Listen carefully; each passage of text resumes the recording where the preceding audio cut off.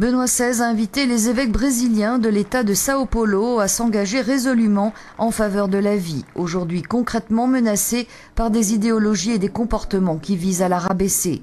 Le pape, qui s'adressait aux évêques brésiliens à l'issue de leur visite à Limina, a souligné que le mariage entre un homme et une femme, signe de l'amour de Dieu et fondement de la société, est une dimension fondamentale de la personne et ne peut servir de terrain à la recherche de la médecine et de la science. La raison doit en effet être ouverte à la transcendance et ne pas s'arrêter à l'immanence.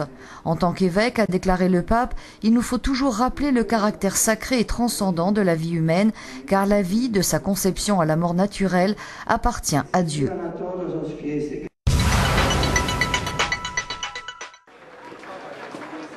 L'Église rappelle aux nations du monde que le problème de l'insécurité alimentaire ne peut être abordé et résolu que par la coopération et la subsidiarité. C'est la voie proposée par Benoît XVI, qui s'est rendu ce matin au siège de la FAO et s'est adressé aux participants au sommet mondial sur la sécurité alimentaire.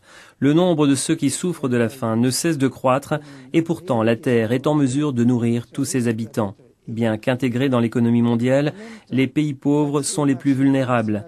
Reconnaître la valeur transcendante de tout homme et de toute femme reste le premier pas pour favoriser la conversion du cœur qui peut soutenir l'engagement pour éradiquer la misère, la faim et la pauvreté sous toutes leurs formes. Sur le plan concret, le pape a proposé la voie de la solidarité et de la subsidiarité entre les nations.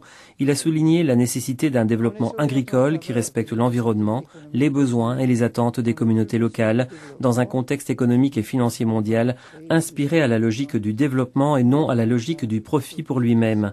Benoît XVI a condamné la spéculation et la tendance à mettre la nourriture, notamment les céréales, sur le même plan que toutes les autres marchandises. Le pape s'est dit convaincu que la faim peut et doit être vaincue. Quand le drame de la faim prend des dimensions toujours plus grandes. Mardi après-midi, Benoît XVI a reçu le président du Burundi, Pierre Nkurunziza. Les entretiens ont porté sur des questions d'intérêt commun comme l'importance du dialogue et le respect des droits de l'homme qui sont essentiels pour bâtir une société solidaire et visant le bien-être des citoyens. L'engagement de l'Église en faveur du développement intégral de la nation burundaise a été réaffirmé au plan spirituel et au plan éducatif dans le domaine sanitaire, social et économique. Un accord cadre a par ailleurs été souhaité afin que le statut juridique de l'Église et de ses activités dans le pays puisse être garanti. Quand la foi rencontre l'art, une profonde harmonie se crée parce que les deux peuvent et veulent parler de Dieu, rendant visible l'invisible. À l'audience générale, Benoît XVI, pensant déjà à sa rencontre avec les artistes samedi prochain, a parlé de l'une des créations artistiques les plus élevées de la civilisation universelle, les cathédrales, vraie gloire du Moyen-Âge chrétien. Le pape a rappelé les caractéristiques des églises romanes et gothiques, véritables bibles de pierre, soulignant la sobriété et la solidité des premières, exaltant le dynamisme des secondes, qui, dans leur ligne architecturale, voulaient traduire l'élancement des âmes vers Dieu. Parmi les nombreux facteurs qui ont contribué à cette renaissance de l'architecture religieuse, Benoît XVI a cité notamment l'ardeur et le zèle spirituel du monachisme. Dans l'Église, les fidèles étaient instruits à la foi et avaient un avant-goût de la béatitude éternelle dans la célébration de la liturgie. Aujourd'hui, les chefs-d'œuvre de l'art roman et gothique sont incompréhensibles si l'on ne tient pas compte de l'âme religieuse qui les a inspirés, a conclu le pape.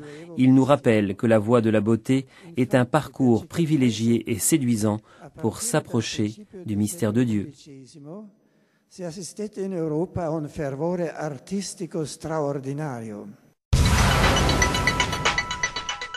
Au terme de l'audience générale mercredi, Benoît XVI a reçu le Premier ministre de la République populaire du Bangladesh, Madame Sheikh Hasina. L'entretien, qualifié de chaleureux, a permis un échange de vues sur la situation actuelle au Bangladesh, sur les principaux défis qui l'attendent et sur les efforts déployés visant à promouvoir une société toujours plus ouverte et respectueuse des droits de l'homme pour tous les citoyens. Il a également été question des relations entre la communauté ecclésiale et la communauté civile, de la contribution de l'Église à la promotion humaine et à la vie sociale du pays dans les domaines de l'éducation, de la santé et de l'assistance jugés positivement. Après-demain, les Nations Unies célébreront la Journée mondiale de prière et d'action pour l'enfance. à l'occasion du 20e anniversaire de l'adoption de la Convention sur les droits de l'enfant. Ma pensée se tourne vers tous les enfants du monde, surtout ceux qui vivent dans des situations difficiles et souffrent à cause de la violence, des abus, de la maladie, de la guerre ou de la faim. Je vous invite à vous unir à ma prière et par la même occasion, j'appelle la communauté internationale à multiplier ses efforts afin d'apporter une réponse adéquate aux problèmes dramatiques de l'enfance. Que tous s'engagent généreusement afin que soient reconnus les droits des enfants et que leur dignité soit davantage respectée. Affinché siano riconosciuti i diritti dei fanciulli e rispettata sempre più la loro dignità. Bonjour, on s'en souvient, en avril 2005, de grandes banderoles avaient surgi sur la place Saint-Pierre pendant les obsèques de Jean-Paul II. Santo subito, saint tout de suite, c'est ce que réclamaient ces calicots qui ne devaient rien au hasard, mais qui ont marqué les esprits. On le sait, élu pape quelques jours plus tard, le cardinal Joseph Ratzinger, qui présidait cette messe de funérailles, eh bien, s'en est souvenu.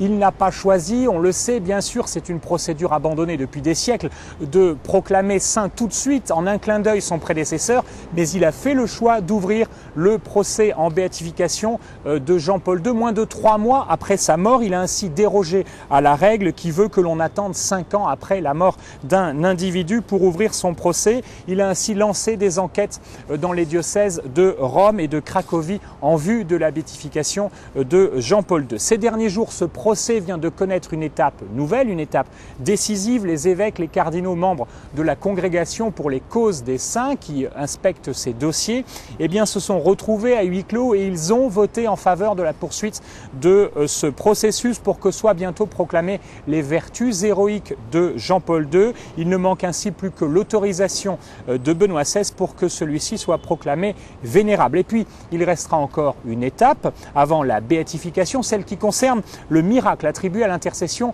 du pape polonais. On le sait, c'est le cas d'une religieuse française, petite sœur des maternités catholiques, qui a été retenue. La guérison inexpliquée de la maladie de Parkinson de cette sœur, une maladie qu'elle partageait d'ailleurs, on le sait, avec Jean-Paul II. Cette guérison inexpliquée devra passer devant 3 commissions, une commission médicale, une commission de théologiens et enfin la commission des évêques et cardinaux de la Congrégation pour les causes des saints.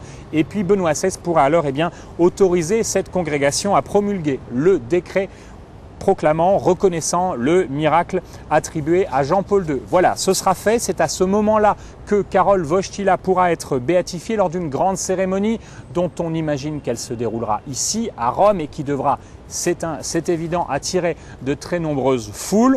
Le processus est encore en cours, donc la date n'est pas encore officielle. Cependant, beaucoup parient déjà sur le dimanche 17 octobre. On le sait, cette date tombe en plein milieu du synode pour le Moyen-Orient, premier synode pour le Moyen-Orient convoqué par Benoît XVI en octobre 2010. Donc de très nombreux évêques et cardinaux du monde entier seront là. Et puis cette date marquera à un jour près l'élection le 16 octobre 1978, l'arrivée sur le trône de pierre d'un cardinal polonais, le cardinal Karol Wojtyła. Je vous dis à la semaine prochaine.